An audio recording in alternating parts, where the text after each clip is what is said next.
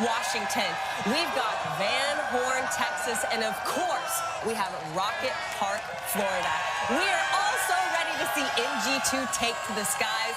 This moment is palpable, isn't it? Oh, absolutely. There's our headquarters, Kent, Washington. They've got the beach balls. It's kind of like they're down here with us in Florida. They are just absolutely jacked for this moment. As we said, we want to take these two payloads to space so that they go on their way to Mars. But we want to see today, we've been working on this a long time, the first stage of that rocket come down to land for the first time ever. That's what we're here for. And we're also so excited to see Escapade launch and learn so much more about Mars. But right now, let's actually take a moment to talk about New Glenn's flight profile. So take a look on your screen and follow along with us. First, we have 7 BE-4 engines that will lift New Glenn off the pad with 3.8 million pounds of thrust. So then New Glenn will eventually go supersonic, and right at about 40,000 feet or 12 kilometers up, New Glenn is going to reach what's called max Q, or maximum dynamic pressure. This is when the stress on the vehicle is at its highest. So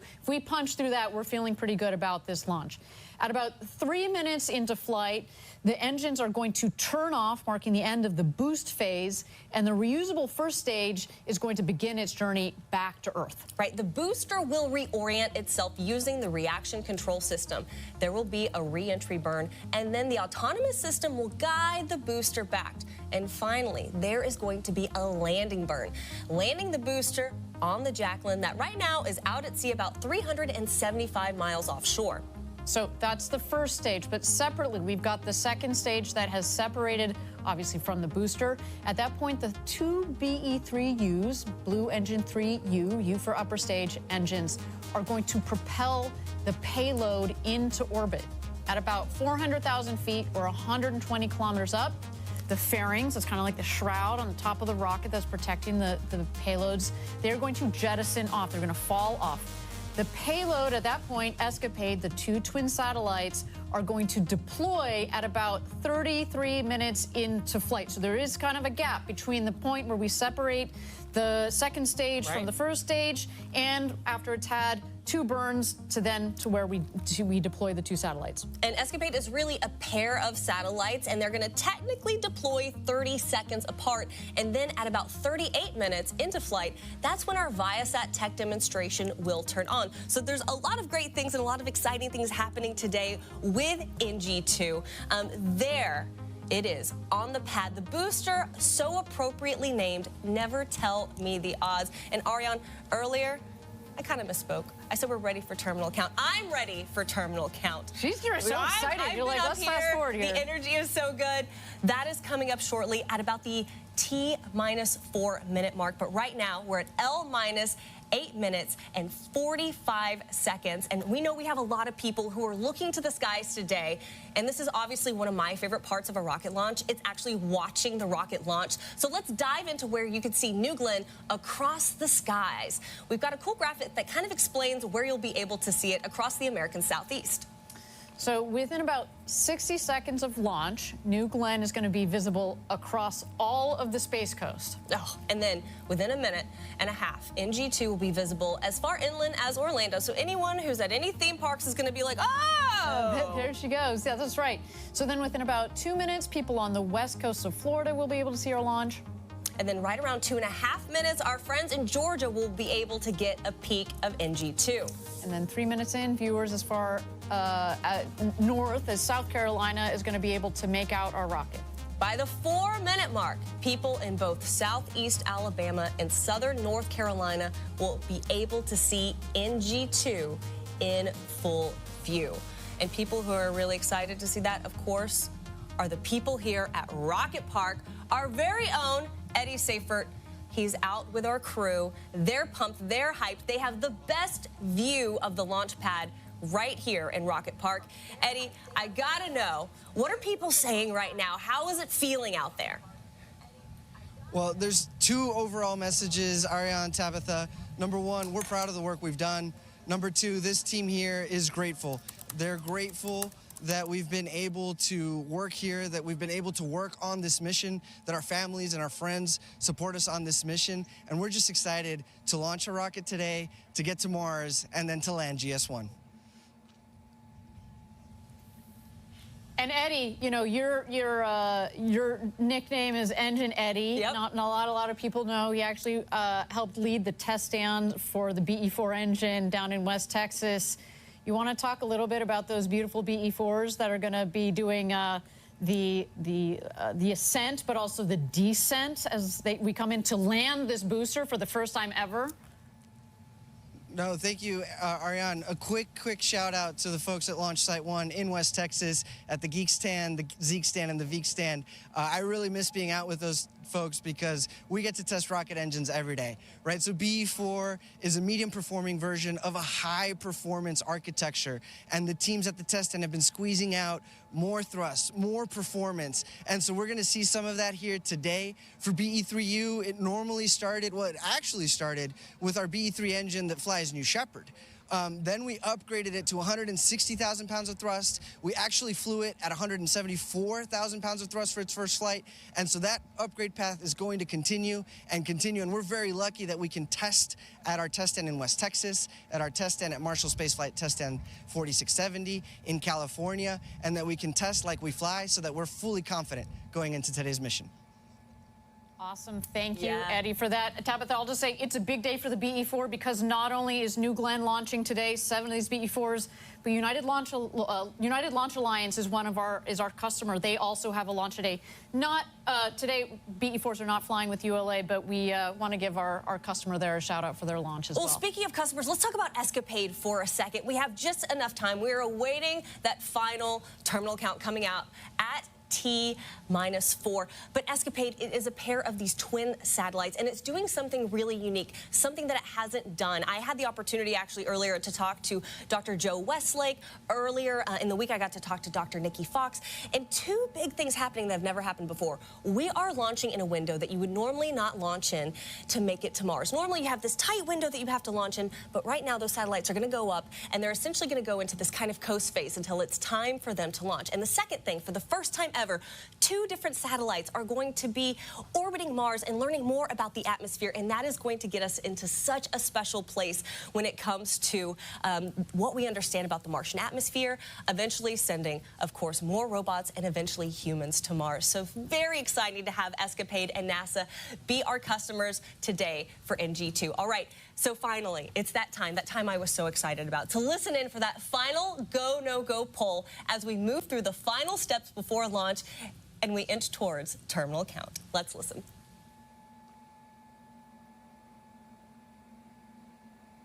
T-minus 359. TCS active. TCS active. AFSA safety timer started. AFSS safety timer started.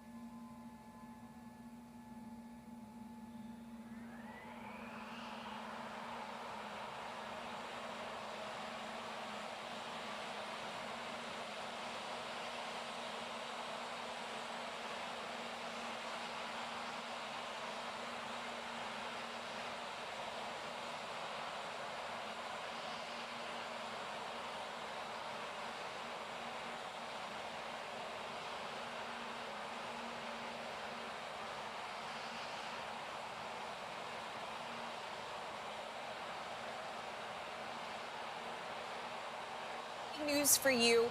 We are in terminal count. They did the final go, no-go poll. New Glenn is ready to launch, and we've transitioned into that terminal count. Now, from here on out, you'll be hearing from our flight ops, Patrick Moore. And from here, the vehicle is also running fully autonomously on software. So our engineers are hands off. They've got their eyes on their screens, but the rocket is in control of itself at the moment. Yeah, right now they're continuing to condition the propellants on the second stage using chilled helium. You can tell the rocket is nice and cool.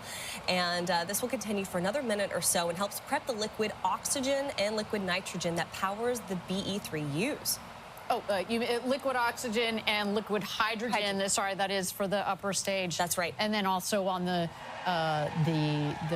first stage, we've got. Oh, hold on a second. There's Kent. Hello, Kent. They're ready for a rocket launch here at 2 minutes to go to launch. One interesting thing to watch here, a couple of things. One is that the 7 engines start in a stagger start. So we've got 3 of the engines that'll start, and then the other 4 engines that start just a second later, we want to make sure that we don't jostle the rocket or jostle the infrastructure too much. The other thing, the thing that you will visibly be able to see that we are go is when we start that big water. You see the big water tower on your left? That's right. We are going to flood the base of the launch pad with the water. It helps dampen the vibrations and the heat. Because, again, we want to make sure that we protect the launch pad, but also the rocket itself here. And a huge shout out, of course, to Van Horn, to Kent, to Huntsville, Alabama, and our friends here at Rocket Park. We are now, I have gotten the notification, we are on internal power. This is so exciting, Ariane. This is the moment. So that means we've transitioned from ground power to the vehicle's own internal power. We're getting really close here.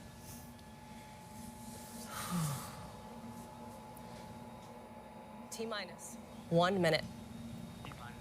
T-minus 60 seconds. Range green. AFSS flight enabled.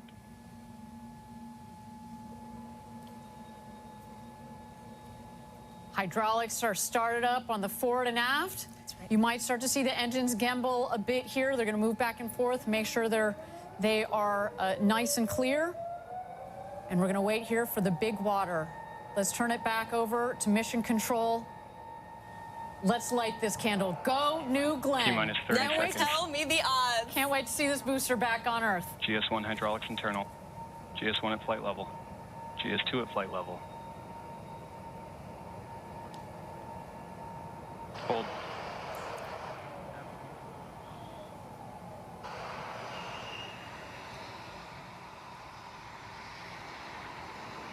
All right, as we've seen here, our team has decided to go into a hold at T-minus 20 seconds.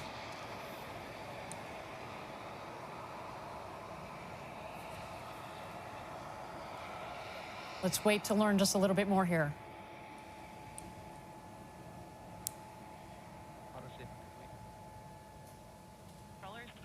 Auto safing complete.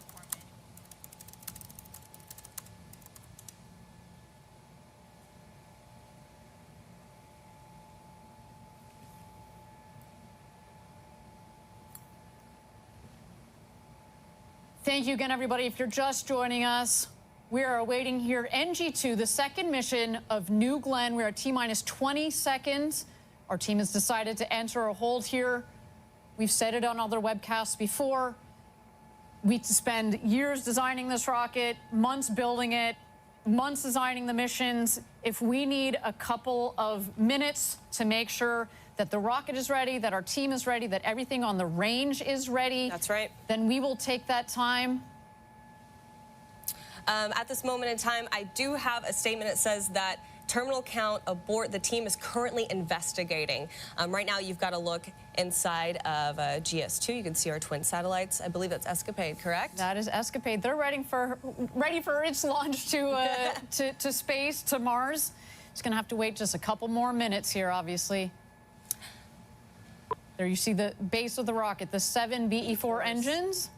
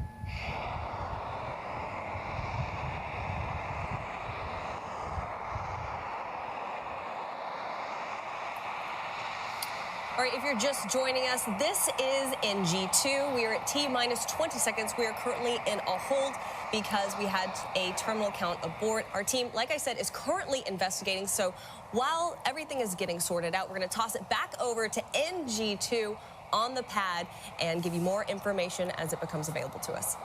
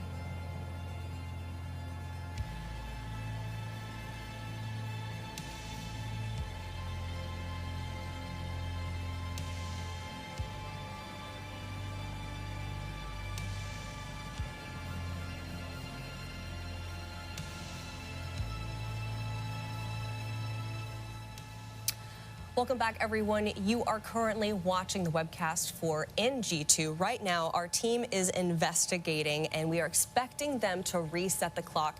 But in this moment, since we have a little bit of time, Ariane, I would like to take our focus and talk a little bit more about ESCAPADE and how it's going to help scientists learn more about the atmosphere on Mars. Our friends over at NASA put together this great explainer on the importance of ESCAPADE. Let's take a look. Mars, once a warm, watery world with a thick atmosphere. Now, a cold, arid landscape with its atmosphere thinned out. What caused this transformation? And how could this environment affect future Mars explorers? NASA's new ESCAPADE mission aims to find out. The Escape and Plasma Acceleration and Dynamics Explorers mission will help us understand Mars's climate history using 2 spacecraft in orbit for the first time.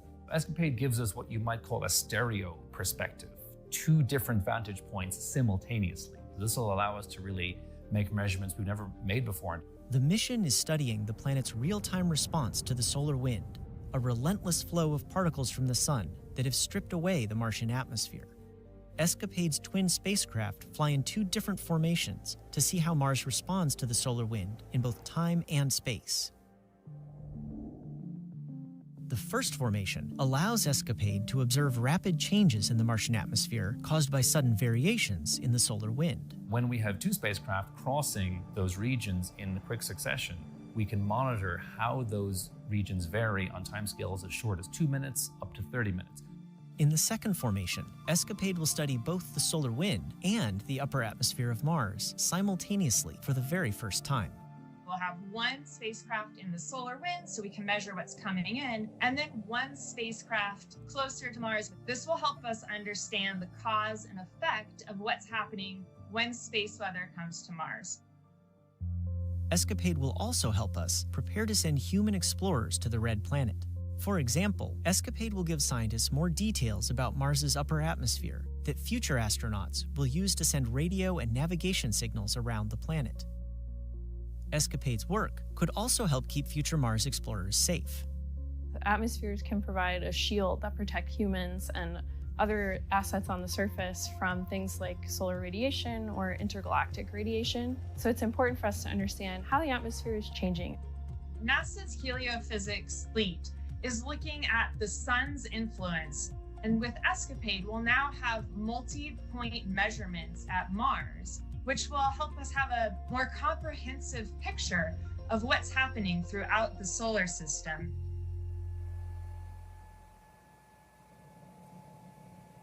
Yeah, just fascinating what ESCAPADE, what these 2 satellites are going to figure out. And ironically, wouldn't it have been so cool to have these 2 satellites up there right now? Earlier this week, obviously, we had a couple of solar, some solar flares. That's right. That came off of the sun, what we call coronal mass ejections, and it has just, we had to play it extra safe for our customers because it can, essentially, if you don't do it right, it can fry the electronics on the satellites, right? So if we had launched, and we were prepared to launch, if we had launched but then put the satellites up there and then it can't deploy its solar arrays, the computers don't turn on, you can't just go up there and pick up the satellite and repair them. Like, that's why those 2 beautiful satellites called Blue and Gold, GS2, after the UC Berkeley colors. So that is why we decided to take a little bit of time. But as I said, can you imagine what these 2 satellites would have been able to observe if they were already in, the Martian orbit? But for the future, they're going to be up there and taking plenty of data in to be able to do analyses, of course, for our friends at NASA and all of us that are helping build future missions to go to Mars, both for robotics, satellites, but also, fingers crossed, one day for humans. That's right, Ariane. So if you're just joining us right now, you are looking at New Glenn NG2 out there on the pad. Let's take a moment, toss it back over to the rocket while our team is investigating an issue.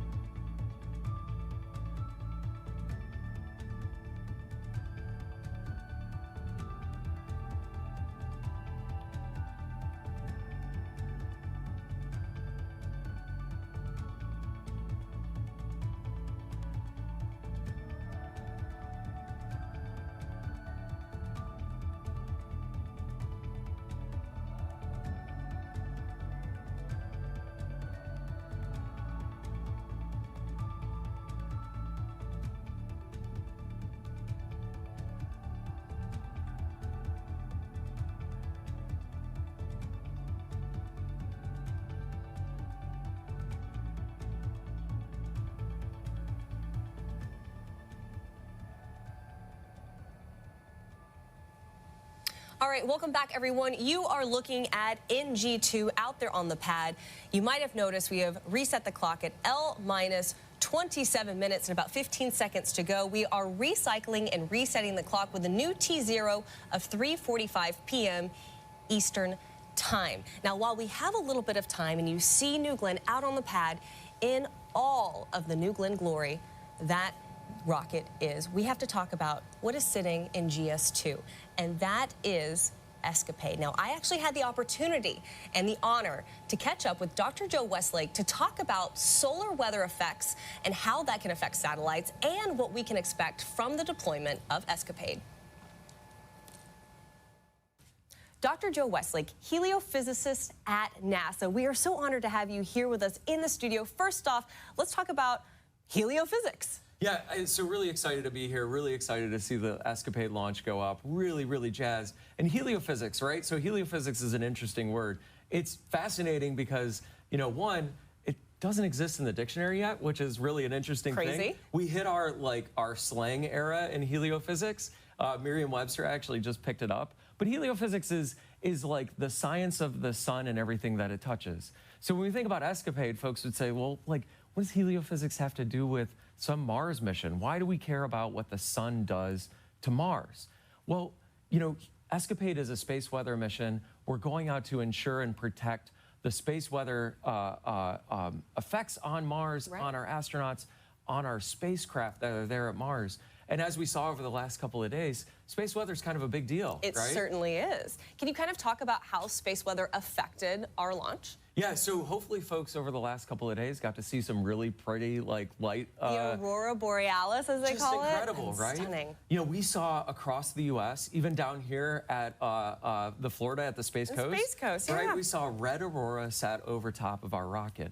And that's really cool. Like, that's a pretty light show. But what that really means is that the magnetosphere is kind of angry, right? It's got a lot of energetic particles that have come in from the sun, right? A coronal mass ejection came in, multiple coronal mass ejections came in from the sun, and they pushed into our magnetosphere, creating, you know, space radiation that can cause issues for our spacecraft, which, of course, you know, in the early days of any mission, they're a little bit fragile, right? It's sort of early days. We want to get the solar arrays deployed. We want to get the mission up and ready to go and safely out to Mars.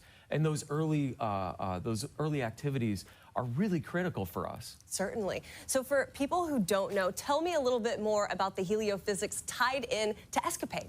Yeah, so, you know, when we go out to Mars, right, we're looking at how space weather, how the solar wind, how these coronal mass ejections and flares impact the Martian atmosphere, how they impact Mars as a system, how they impact and change how, you know, atmospheric escape happens at Mars. Because Mars doesn't have the same atmosphere that we do here on Earth, right? Absolutely, absolutely. And that's always been a big question, right? When I look at the difference between our beautiful planet here on Earth and the water and the oceans and other things, why is Mars so different, right?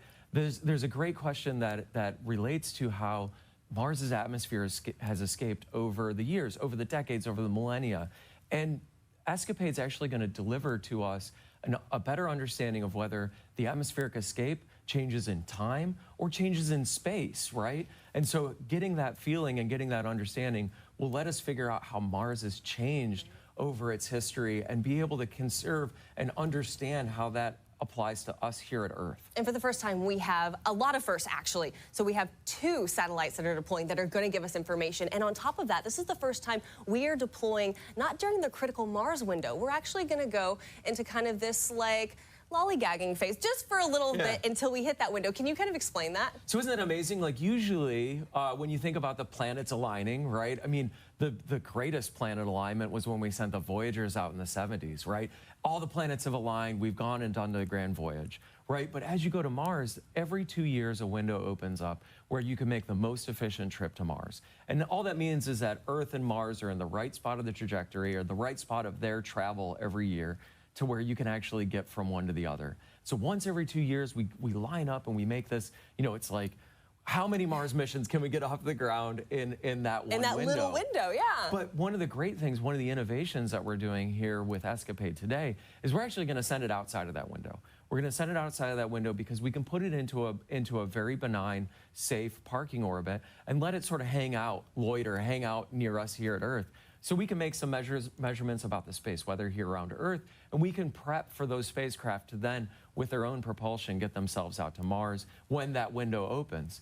We always talk about how, you know, spacecraft are, frankly, the safest out in space, right? There aren't earthquakes or hurricanes or other things to worry about when they're out in space. And plus, we always love to have amazing data that come down from our spacecraft, almost no matter where they are. Certainly. And what's interesting is we're sitting here in 2025, but this mission is really going to take, I mean, it's 5 years when you also count all the way to when we're going to get the data that starts to come back, right? So 2025, around 2027 is when Escapade will actually be at Mars, and then it starts kind of being reoriented. Is that my understanding? Yeah, we have a couple of different orbit scenarios with Escapade because we have different questions, right? So one of the questions is, I want to be able to follow, have a leading following orientation of the two spacecraft, and I want to see how things are changing in time by doing that.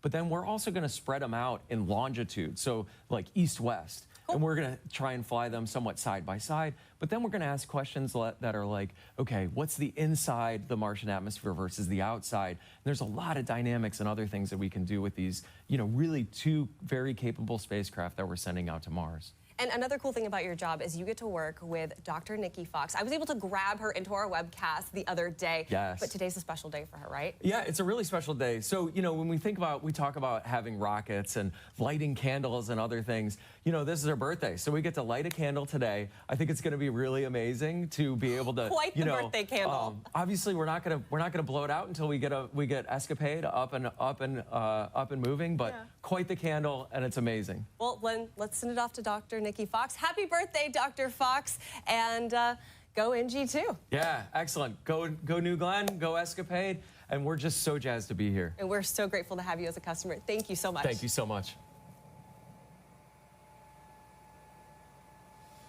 Heliophysicists, who knew? Not in the dictionary, and he gave us so much good information, of course, on why we're affected by essentially that solar weather. So right now, you are looking at New Glenn on the pad as we await the launch of NG2, L- about 20 minutes. But let's take it back over to our very own Eddie Seifert, who is with employees right here at Rocket Park at the best spot to watch New Glenn take to the skies. Eddie, how are things over there?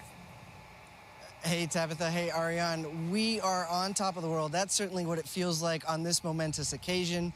And, you know, I changed up the view a little bit. Behind me, you see Lunar Plant 1. That's our newest building at Rocket Park. Now, Rocket Park sits on 250 acres of what used to be an orange grove. That was pre-2016. Since 2016, we've added 2.5 million square feet of production space. And our newest building, it's building the lunar landers that are going to help NASA and help Blue Origin return to the moon, this time to stay.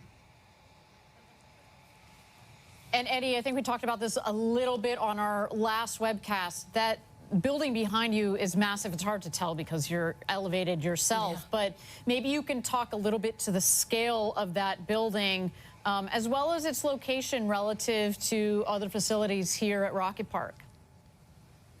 That's right, Ariane. If you're ever driving on Space Commerce Way, you'll see it. You'll see just how massive it is, right? If I'm standing on top of the world and that building's even taller, it's tall enough to house the 16-meter tall lunar lander, which is twice as big as the Mark 101 Pathfinder that we're going to launch to the moon later this year. When that lunar lander lands on the moon, it will be the largest lunar lander to have ever landed, and we're just going to get bigger from there. So we're very excited about Mark 1 later this year or early next year, and then Mark 2 to return humans to the moon, this time to stay. And you mentioned the co-location. So the fact that we can be co-located with New Glenn means that we can encapsulate that very large lander in the very large New Glenn fairing here on site, and then we can drive it out to our integration facility to essentially place it on top of the New Glenn vehicle, much like we have Escapade today.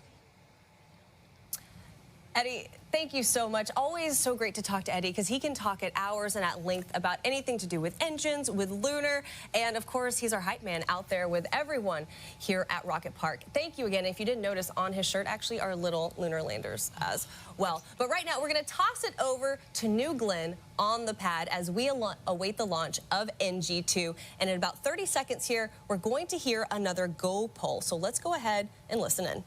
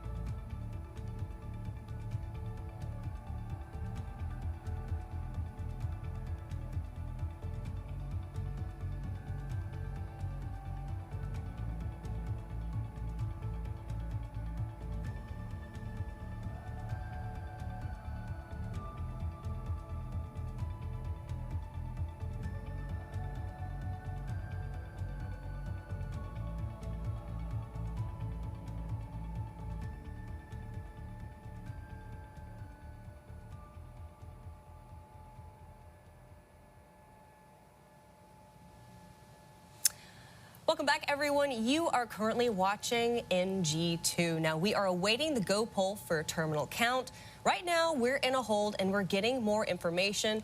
But do stay with us. Keep your eyes on that screen because New Glenn is out on the pad and looking absolutely fantastic.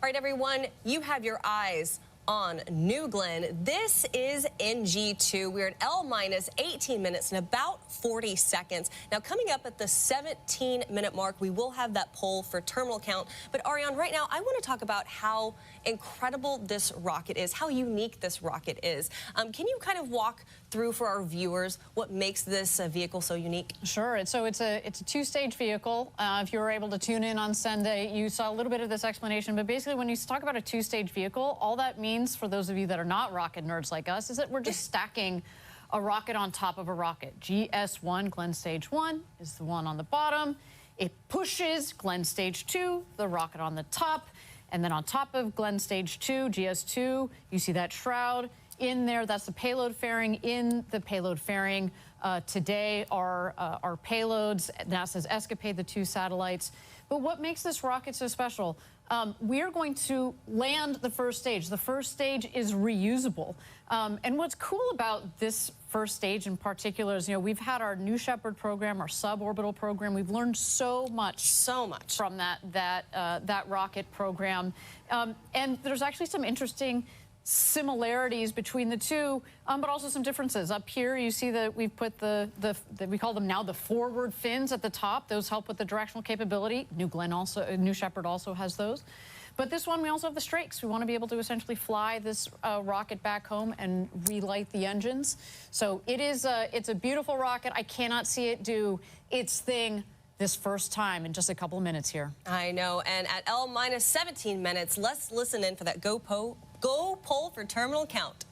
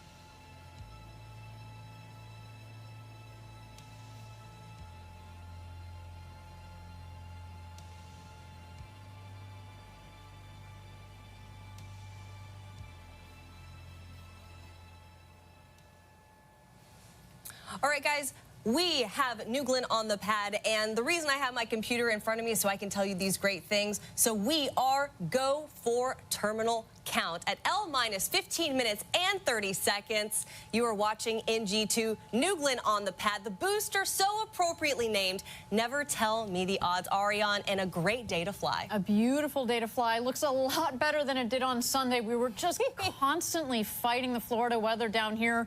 It would be sunny, and then it would be rainstorm, lightning, and then it would be sunny again. It was a lot going on, but today is a beautiful, beautiful day to fly. So as you mentioned, we're now at L-15 minutes to go from New Glenn's second launch.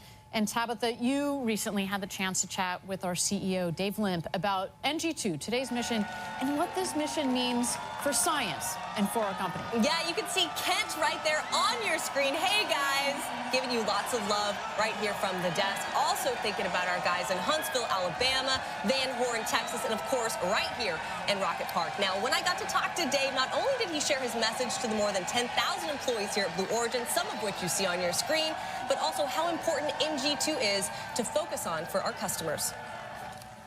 This is a really big moment for Blue Origin. Can you tell me how NG2 compares to NG1? Yeah, I think NG1 was obviously our first mission. There was lots to learn, and we did learn a lot, and, unbelievably successful in that we made our goal, which was to get to orbit. This time, we're going to be a little bit more ambitious, and we want to not only get to orbit, but we have our first paying customer this time with Escapade and get them off to Mars. That's the first part of our goal, and then the second part of the goal is to land the booster out on Jacqueline. And if we don't, we have more over here in the factory that we're building, but we're going to give it our best shot. Never tell me the odds is pretty fitting for this booster. We are taking our second attempt at landing it for the first time. How are you going to feel if we land it? Well, I certainly will not channel my inner C-3PO. I will be very ecstatic. I will be on pins and needles up to that point, but it would be a huge achievement for the team and for Blue. I think that we have a good chance, but if we don't, like I said, we can build more, but I will be over the moon if it happens. Now, New Glenn is obviously just one of the many systems we have here, right? We have New Shepard, we have Lunar, we have In-Space Systems. How are all of those organizations really working together to further our ultimate goals? Yeah, I think each component of what we do has a piece of trying to get millions of people to work and live in space. And, they all have their individual, but as it relates to this particular mission, a huge amount of people have put work into it. Obviously, our engines team in building both the engines for the booster, the BE-4s, and the BE-3Us for the upper stage. We also have a huge amount of work by the, obviously, New Glenn team building this vehicle, but also New Shepard has been a pathfinder. So all our avionics astronauts fly on New Shepard first so that we can get a sense of what's going on there and get a sense what it's like to have flight-ready hardware. And so it takes a whole team, and it's a very big cross-functional effort across Blue. You know, we have more than 10,000 employees here that are very excited about this moment. I'm one of them. What is your message to those who are going to be watching our webcast and be watching NG2 take to the skies? Well, I think everybody will be a little bit on pins and needles, I'm sure. But I would say that this is a culmination of a lot of work from a lot of teams. It's not the end point of our journey. Obviously, we have a lot more rockets to make and a lot more customers to make happy as we move forward. But to the extent we're successful here, I hope everybody at Team Blue takes a pause, smiles a bit, celebrates, because it'll be a great achievement for us. And we'll take that deep breath. We'll sort of embrace the moment and then move on, because we have a lot of customers waiting for us to succeed. And there's nothing that makes you happier in business and in your life when you see the smile on customers' faces.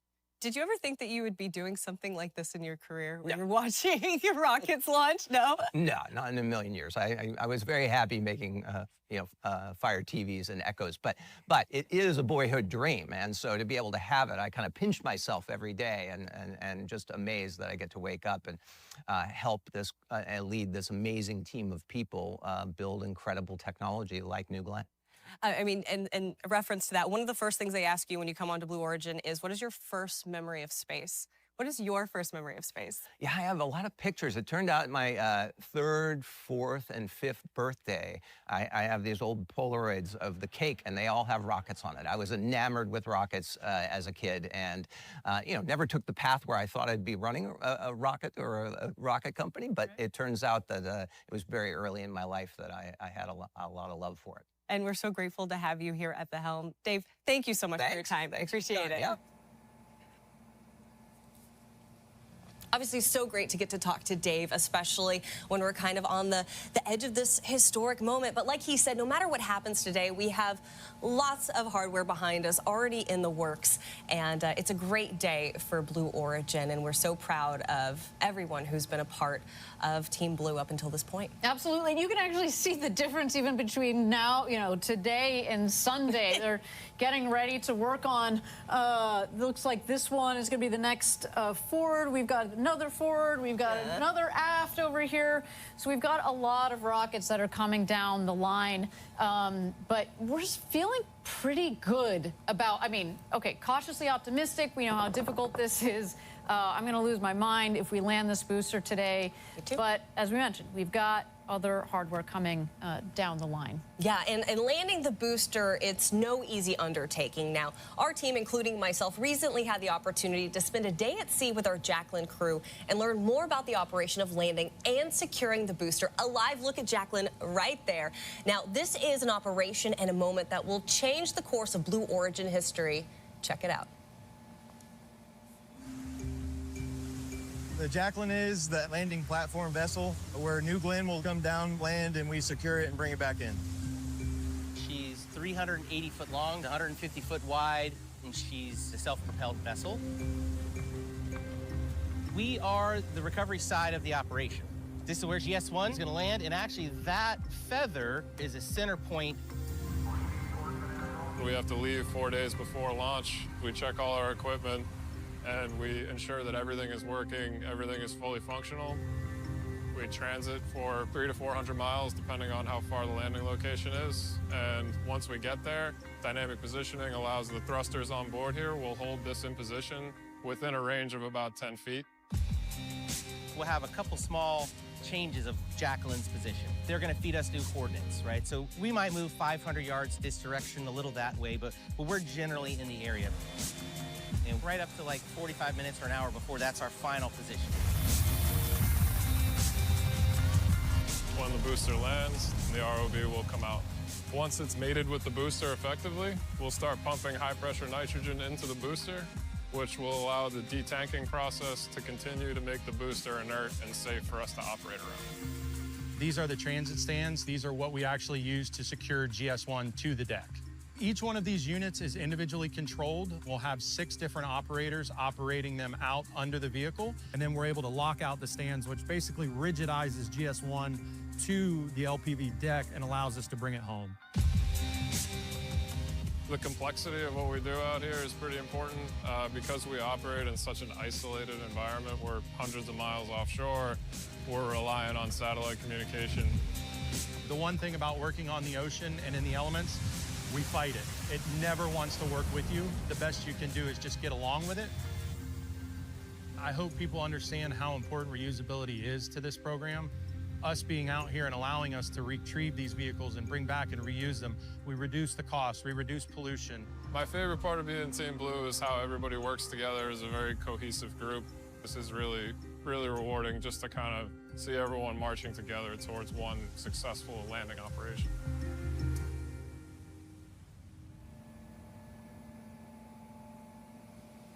And you've got a live look right there of Jacqueline in all her glory. And Ariane, I have to tell you, what was so great about going out with that team is, of course, they go out for days, sometimes weeks, sometimes a multitude of weeks at a time, and they're eating, sleeping, playing cards together, but also they're going through the operations. And for someone who doesn't know, can you explain, Ariane, why it's so difficult to bring a first stage back to Earth? Well, let me just start with the basics. You have a 200-foot tall tower that has just been 120 kilometers up, and we're trying to hit a 150-foot by about 400-foot boat out there, and then the landing pad, as you see, is even smaller than that. Fun fact, the landing pad that you see there, the circle, is the same diameter as the landing pad for New Shepard. So to give you a sense, that's hard. So you've got this huge 200-foot tall tower that's coming in. We're going to slow it down with first a reentry burn, then we're going to do another burn to slow it down, and then we're just, with 3 engines, then shut it down to just 1 engine. That's right. And we do have throttling capability on the first stage, and it'll come in for a nice soft landing, because if you think about it, it was full of fuel on the way up. When it comes down, it's essentially an empty fuel tank. So while it is heavy and very tall here, there's those engines right there. The 7 BE4 engines, and the center engine is the one that's going to be doing all the hard work as it comes in just in the last seconds there. And so you don't need as much power. We can pull back on the power for a nice soft landing. And when we do, it will be an extraordinary day. But we've talked about it. This is just the beginning. It really is. We will bring this rocket back, we'll refurbish it, we'll examine it. We've got all sorts of thoughts on what we're going to need to do to refurbish the vehicle. But our whole game plan, launch, land, repeat, is to be able to flip this rocket around and fly it again very shortly here. I should say with New Shepard, we landed the first time in November of 2015. And here we are 10 years later. And here we are, well, 10 years later, yeah, but it only took us about 2 months to flip around the first rocket that had ever gone to space and back. So we've got kind of same time scales that we're thinking here. It's not going to, we want to go fast on this. And if you're taking a look at your screen, you see New Glenn on the pad, and on the upper right-hand corner, you see L minus 4 minutes and about 6 seconds. That's going to change to a T minus any moment, and that is really when the vehicle itself is starting to run on its own. We're going to start being able to hear our mission ops, Patrick Moore. AFSS timer enabled.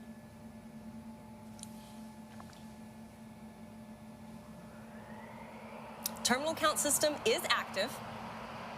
From here on out, the vehicle is running fully autonomously on software. Disengaged.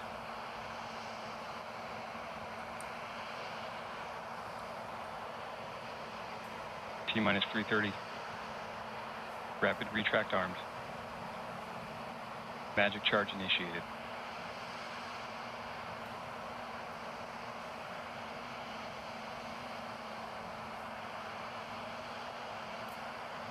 How exciting here. We're ticking down. In 3 minutes, we're going to launch this vehicle to space. We're going to put 2 satellites on their way to Mars, and we're going to try to land that booster for the first time. So exciting, and a big props to our launch control team that has managed to do a recycle on this vehicle. We want to fly today, Tabitha. Oh, there are the cheers. Yes, the energy is palpable. Our launch director, Megan Lewis, She's in the control room now. I know this is an exciting moment from her. There we have employees from all across the United States. This is Huntsville, Alabama. Big shout out to our teams there. And of course, GS1 pre-press HQ, start. Ken Washington, we see you. Washington. All right, rocket going through its last GS2 motions here, start. making sure the tanks are pressurized to their proper flight levels. That's right.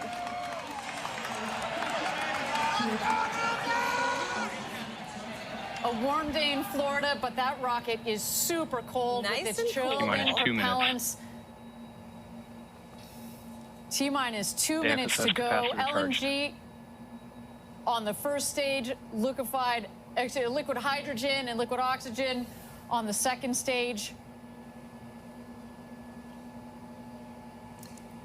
New Glenn looking beautiful. And there you go. Beachgoers with a great view. What makes this place so special down here on the Space Coast? A day on the beach, but you can sit there because our pad is so far south. A spectacular view for everybody here in Cocoa Beach. Now we've transitioned from ground power to the vehicle's own internal power. I mean, we are getting close. Aria, hold my hand. I'm getting really excited. There are those BE4s, 7 of them, ready to take New Glenn. 3.85 million pounds of thrust combined. 60 seconds. In just 60 Range seconds green, here, as AFSS mentioned flight before. enabled. We will light 4 of the engines, then 3 of the engines, just about a second or 2 off for a staggered start. You'll see the big water deluge, and that's when you know that it's game on. I love hearing all those sounds. You hear the power up. You certainly do. And with that, you'll see that water any second now. Let's turn it over to launch control. Let's go, New Glenn. GS1 hydraulics internal. Never tell me the GS1 at flight odds. level. GS2 at flight level.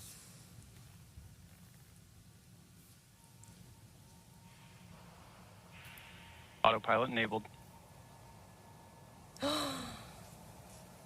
T-minus 10, 9, 8, 7, 6, 5, 4, 3, 2, 1. Liftoff detected. Transmission.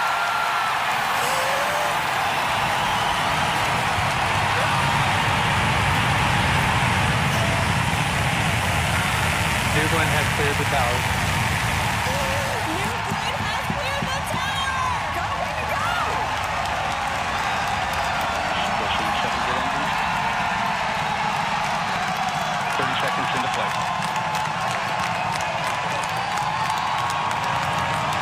Engine operating parameters continue to look good at full thrust. Body rate response to nominal. 40 seconds in. End of roll strict now level. 50 seconds into flight. Continue to see good engine operating parameters. Offset 4 engines. A clean burn. We're coming up here on max Q, maximum dynamic pressure. This is the hardest point on the vehicle when it comes to the pressures and the speed. We want to see this rocket punch through that max Q. Seeing good TC control, good MR control. 1 minute, 15 seconds in.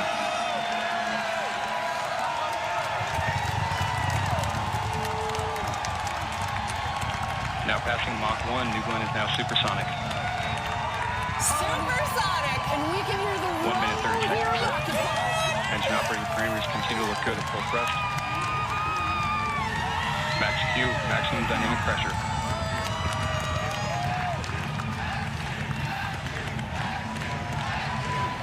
1 minute, 45 seconds in. We have passed max All Q. 7 V4 engines continue to look good. Body rate's nominal. Seeing good control on MR and TBC. Acceleration profile nominal. Now passing 2 minutes into flight. 7 BE4s, unreal.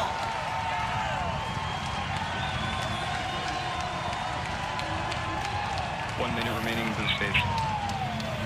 All right, 1 minute remaining in boost phase. You heard our team say then we'll hit MECO, main engine cutoff. That's going to lead to a sequence of events.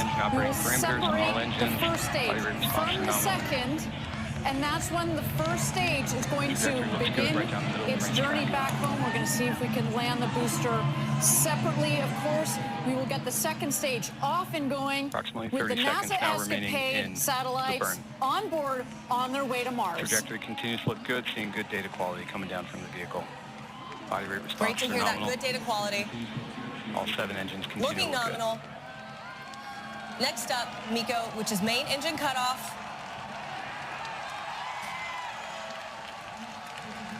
The cheers are real. You can hear them all the way in here. And we have MECO. And we have MECO. And we have good stage set.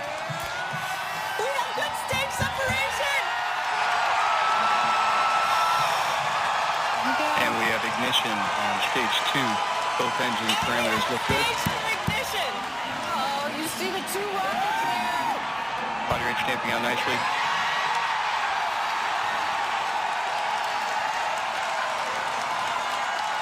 Both B3U engines look good at the high thrust set point. Body rate responses look good. 3 minutes, 43 seconds into flight. Great shot. Look at that rear.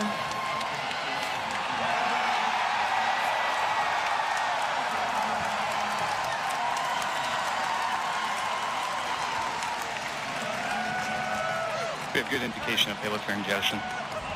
Both B3U engines continue to look good. Body rate response is normal. Seeing good data coming down from both stages.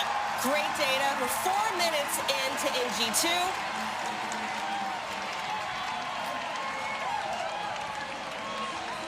And you saw their spectacular view from down from our GS2. Continue to look good. This is a 9.5-minute burn for GS2. 4 minutes, 25 seconds into flight.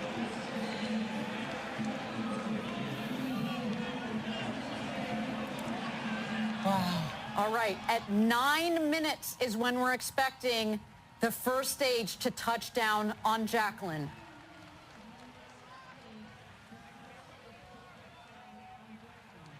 Approximately 2 minutes remaining in the GS1 coast.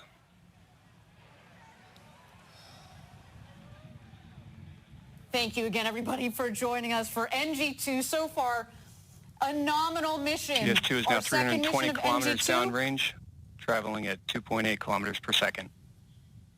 Trajectory continues to look good on both stages. Clean separation, clean fairing Right down the middle of the range jettison. track. Engine operating parameters on GS2 look good. 5 Sounds minutes, like our 16 seconds into GS2 flight. is having a beautiful ride. The NASA Escapade satellites are GS1 has exposed reached to apogee, space now right entering the now. descent phase. And we've got GS1 The coming E3Us down continue for to look landing good. GS2 body at rate's T nominal. plus 9 minutes.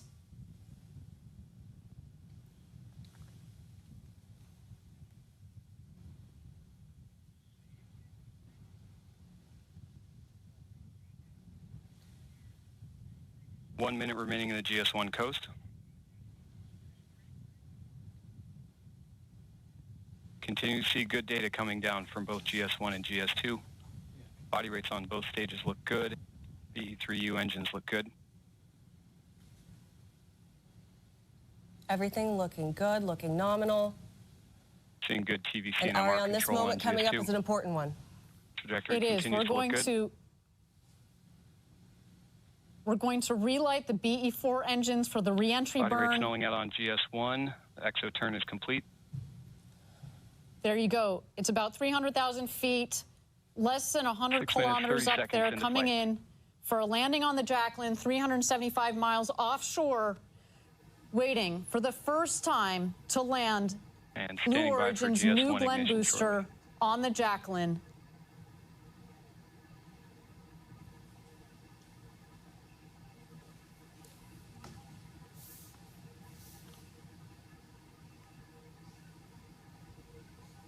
Continue to see body rates on GS1. That looks great. We have our booster reentry burn. All 3 engines. No matter what happens next, we have had a good day. This is further than we made it on NG1. That's right. see indication of engine ignition on GS1. Continue to see good data from GS1. About a minute and a half engine parameters look good.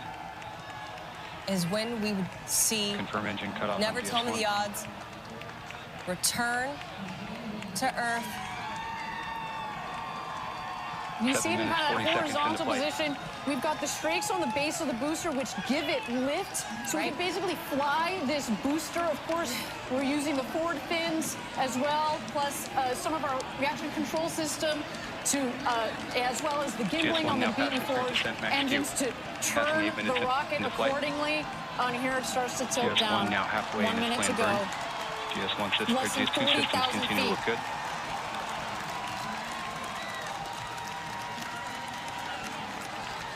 GS2 throttle down complete. Responses look good.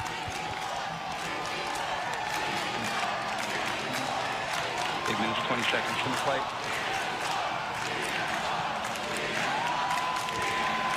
Turning back to landing burn ignition. And we have landing burn ignition. See 3 good engines. We've got our booster landing burn. Engine control looks good. Of course those clouds are there. 8 minutes, 43 seconds. Legs deployed. Now down to Great shot from our booster. Standing by for touchdown.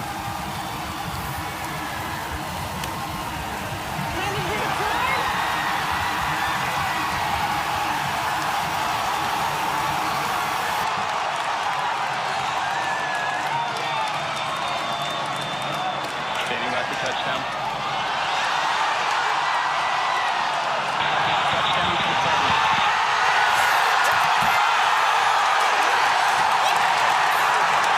GS2 continuing to work. Firm system looks good. Welcome back to the time.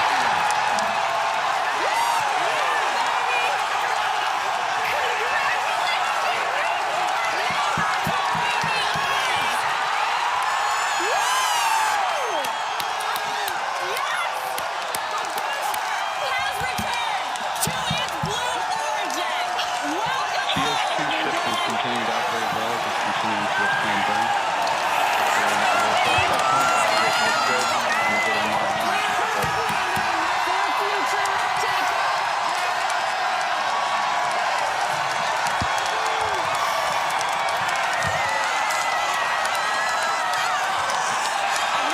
GS2 trajectory is on, right down the middle of the racetrack. 10 minutes, 15 seconds.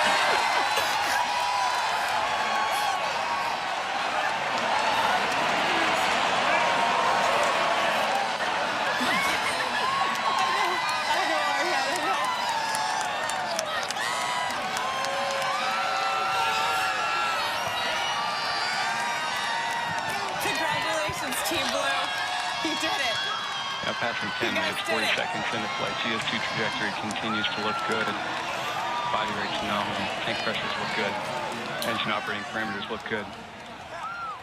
GS2 is now 1,600 kilometers downrange, traveling at 5.9 kilometers per second. On the right-hand side, GS2. On the left-hand side, you have our booster, our Less new than Blink 2 minutes booster. now remaining to Never Chico. tell me the odds. Right there on the Jacqueline, in the middle of that feather. Absolutely incredible. Congratulations, guys. A landed orbital rocket. What an incredible What a day for Blue Origin, for the space industry. GS2 systems continue to look good through its burn.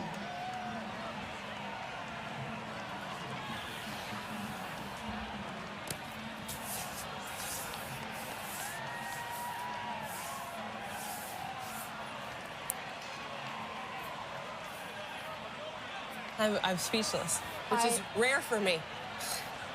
Approximately 1 minute remaining in the burn.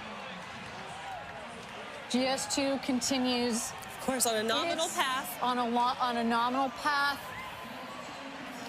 I need a second to catch my breath. GS2 body rates remain stable. I think I heard my hand banging on the table too much. This is incredible. PVC and MR. Tank pressures are nominal. Throttle pressures are stable. Oh, I'm getting word they're going to replay the landing. That's something so good, you got to watch it twice. Give it back to us. 12 minutes, 30 seconds in the flight. Look at that.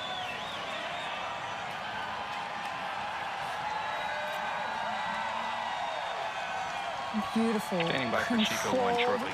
Landing Perfect. of the first stage of New Glenn with the one central BE4. Let's wait here for our second stage. It's going to cut off its engine. It's done its first burn. And we have Chico, GS2 engine cut off. Seco 1. Yeah. Seco 1 is confirmed. GS2 right down the track. Damping out nice. Currently in the coast phase. We have one for two so far on our two objectives for our second mission of New Glenn. We have landed the booster for the first time ever. And next up, in about 20 minutes here, we are going to separate the blue and gold satellites of NASA's Escapade mission. Of course, the most important thing of any launch is making sure you get where they need to go. And there's our team in Ken. Hey, guys. That's right. Oh, I see the celebration. Huntsville, thank you. Thank you for those beautiful engines. GS2 systems are operating nominally as the vehicle is in its first We coast. love you too, Huntsville.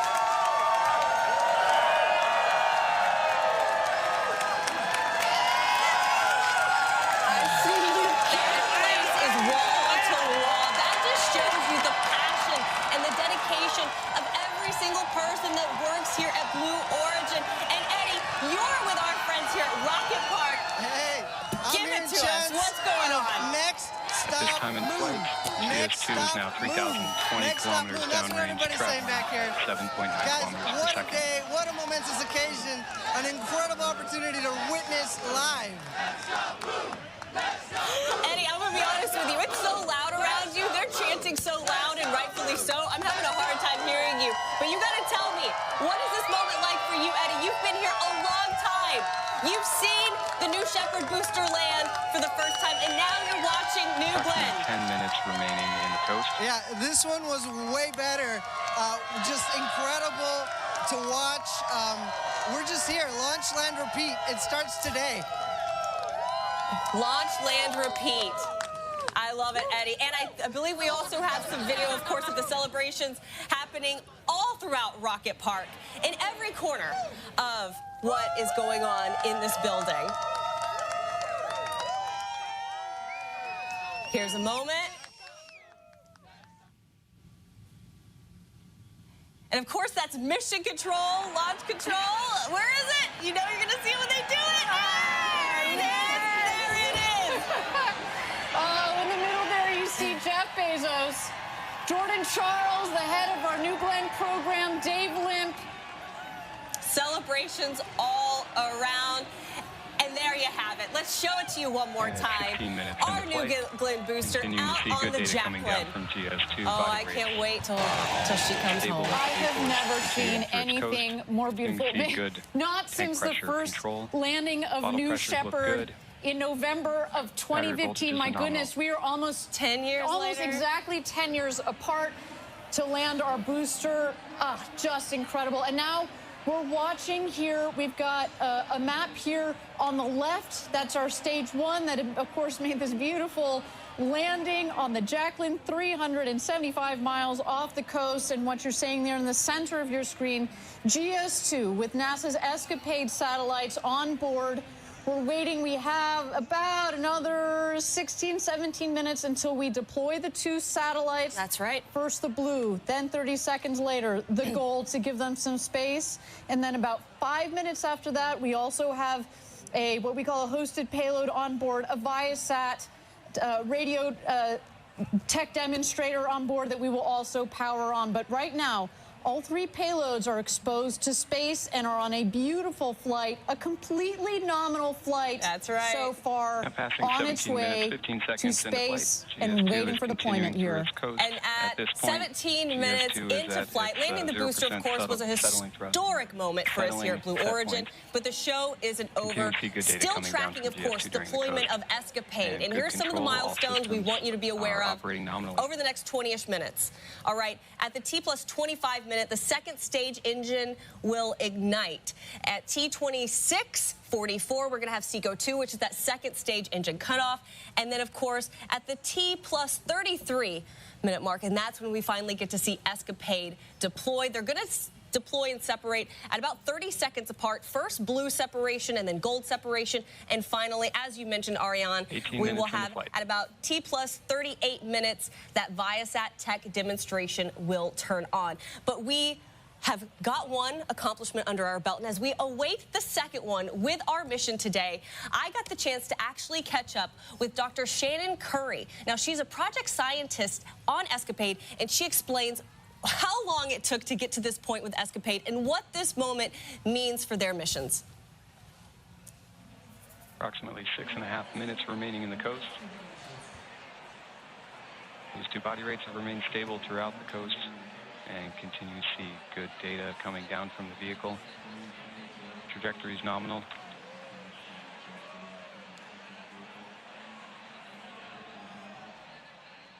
Shannon, can you kind of explain how Escapade really encapsulates the past, the present, and the future? Yes, especially working with Blue Origin. What Escapade can do is tell us about what happened at Mars billions of years ago. It used to be habitable with oceans and lakes of water, but then something happened to its atmosphere. All of that water evaporated and dried up, and now we have this desert that it is today. And that brings us to today, which is that if we understand Mars's atmosphere and what it's doing, we can help protect future assets, especially not just robots landing on the surface, knowing how they enter that atmosphere safely, but it's not an if, it's a when humans actually go to Mars, and that brings us to our future. And so Escapade, working with a company like Blue Origin, is going to change how we get to Mars and how we protect our assets there, our robots and our crewed flight.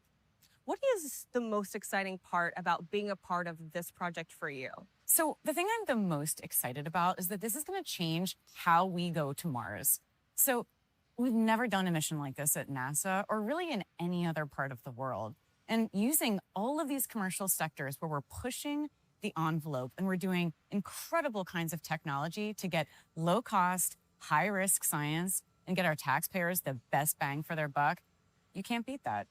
So can you dive in a little more and explain how both commercial and academic now just partnerships past 20 minutes lead to something like flight, Escapade? less than 5 minutes Absolutely. remaining in the coast. The academic environment means you just get to think for a living. You get to think of these ideas, and this is where the theory comes in. But then the commercial partnerships, these are the experiments. And we are now these are the seeing people tank who make it pressures happen. increasing They in make all of preparation our for the next burn. dreams in academia, all of our dreams at And good system universities response. happen. And NASA then enables that. So you have this like perfect 3 points of this like pyramid to do incredible and great things at places like Mars. How long has this project been underway? I mean, when did the first idea for Escapade come about, bringing it to today?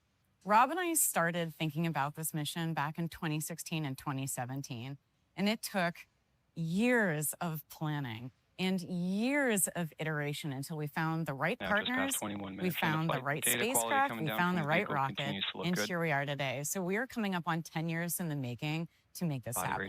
So 10 years in the making to get us to the point of launch. And then once it launches, you have another, let's see, we're in 2025, 2026, 2027, 2028, 2029, another 5-ish years of getting the data before you get the data and then processing that.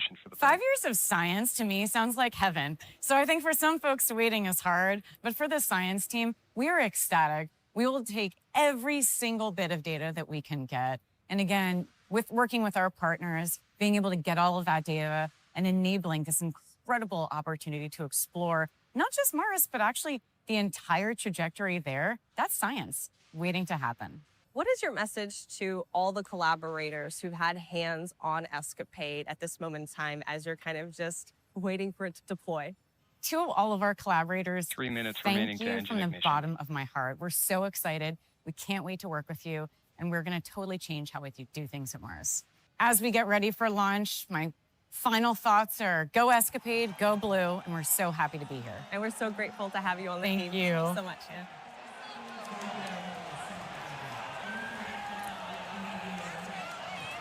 Of course, so great to be able to hear from Dr. Shannon Curry. The booster there, though, on the pad. It is a moment we are still kind of taking in and processing. Ariane, you and I... Buzzing. Speechless, excited. Speechless. I am trembling. My jaw is still on the desk here. An incredible day. The star there. Right. The second booster of New Glenn. The stars, more than 10,000 employees here at Blue Origin. If you guys aren't as in shock as I am, this team has done an incredible job. Absolutely. In the years, in the months leading up to this, in the minutes. There they are. There's the team. That's Kent, Washington, our headquarters. Wall-to-wall people, by the way. To see our launch control recycle like that, to see the team flip around the rocket from a valiant attempt on Sunday, dealing with solar weather that we haven't seen in years. Working closely with our customers, especially with NASA. Thank you for your patience. And there's Huntsville, Alabama. Just an incredible, the epitome of teamwork all the way along to this moment to see New Glenn landing. Under 1 minute. And if you didn't know, that is what we have named this booster. It has been 10 years, as you said, Ariane, almost to the day. Almost to the day. Since we landed the New Shepard booster, and here we are in this incredible moment. And today, you and I talked about this earlier, today felt like the day. We walked in, and this was it. It felt right. It felt right. I'll tell you, Tabitha, I was there for the New Shepard's first landing. And it was a much different Blue Origin. We had a couple hundred people. There were about a dozen or so of us off this back wooden porch with the radio, listening to launch control call the shots as we saw the New Shepard rocket come down a couple miles downrange with our naked eye. Right. And you lose New Shepard over the horizon, but you saw this billow of dust, and we heard touchdown, and it was this same roar, this elation. But today, as Eddie said, it feels so similar, but it also feels so different in the sense that pressures look good. Getting this rocket to space and to be able to reuse this booster is opening a new chapter for Blue Origin. It's opening a new chapter for the space industry. It's opening a new chapter for space as whole, as not just domestically, but internationally, to have more rockets that can be reusable, to have competition on the market, to bring down the cost of accessing space so that our customers, whether it's NASA, whether it's our friends at Amazon Kuiper that have signed up, whether it's Viasat, we want to be able to share this with the world. And as our founder, Jeff Bezos, has said, you know, there's so many organizations that want to go up and access space and use those assets. And he, as an investor, he's seen so many companies that have come to him and said, well, that's nice, but all of these organizations die on the vine unless you can reduce the cost of accessing space. And by having another reusable orbital rocket to be able to do that is huge. I cannot wait to see what this rocket looks like when we bring her back into port in just a couple of days, bring her back to our integration facility and get a look at this beautiful rocket. What a day. And as we take a look at GS2, right now we are approaching SECO 2, which is second engine cutoff.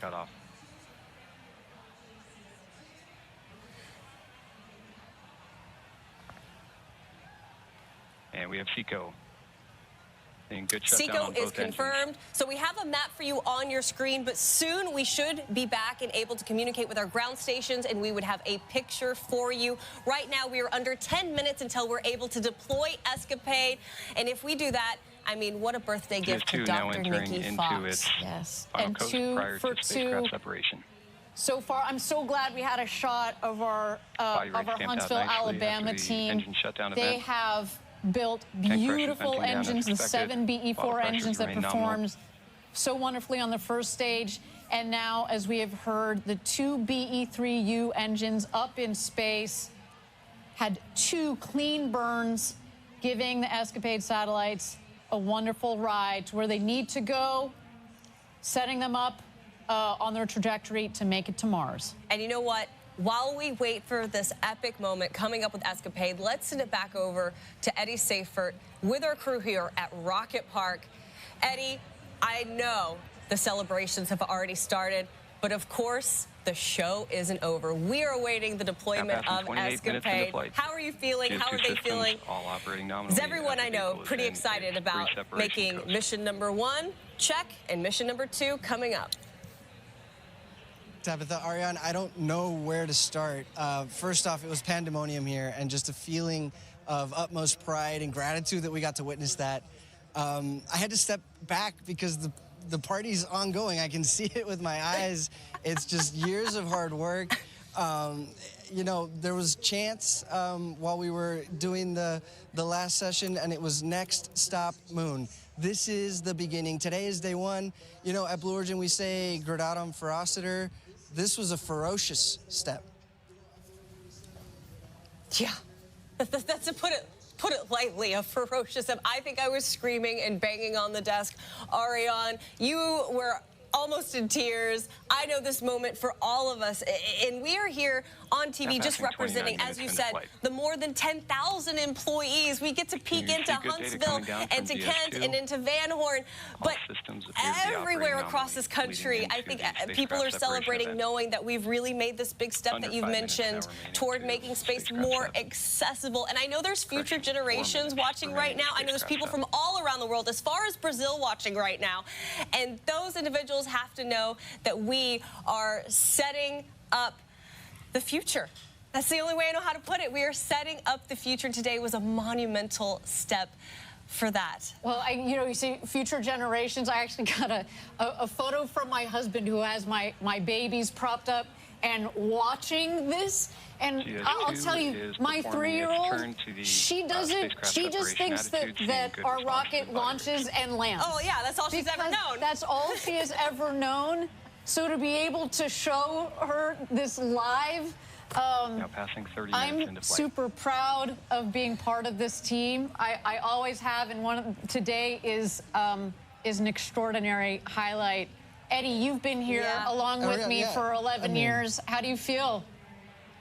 Well, no, congratulations. I mean, as you were talking about earlier, how we were sitting in the back porch of Mission Control in West Texas 10 years ago, almost to the day, and how far you've come. You know, your girls are looking at you. That's your rocket that landed today. That's all our rockets, but a special congratulations to you. That's our rocket, that's right. No, there's so many reflections that, you know, go ahead.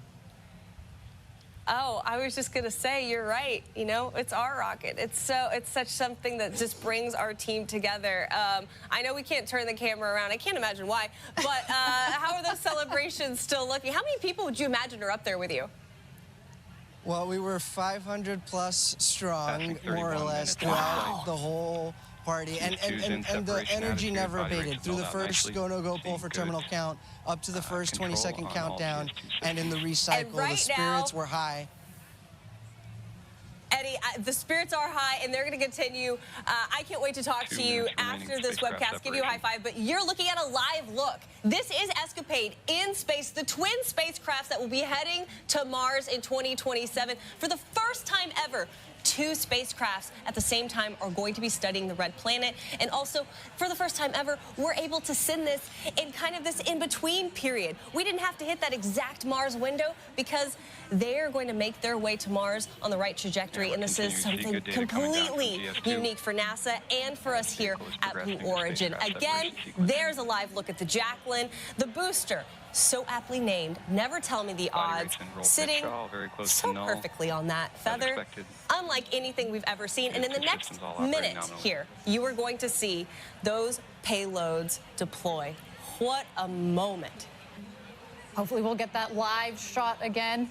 We had what's called an ESPA ring that's on top of the payload adapter, and they are on the payload ring, the ESPA ring laterally. So first the blue satellite's going to deploy. 30 seconds later, the gold will deploy, and then we also have the Viasat tech demonstrator at 38 minutes into launch that will also turn on.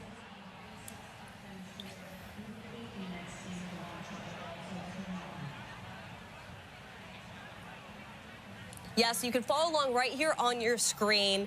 The telemetry there at the bottom. In the next 40 seconds, that is the moment where mission objective number 2 will hopefully be coming to fruition. Coming up on 33 minutes into flight. We're standing by for spacecraft 1 set shortly. Vehicle body rates are remaining stable, leading into the separation event.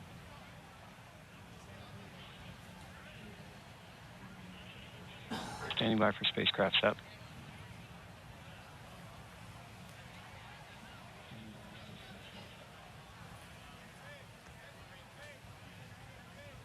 And we have good indication of Escapade Blue spacecraft separation. We do have payload separation confirmed. Go Blue. Second payload coming up, as we mentioned. Just about a couple of seconds more here.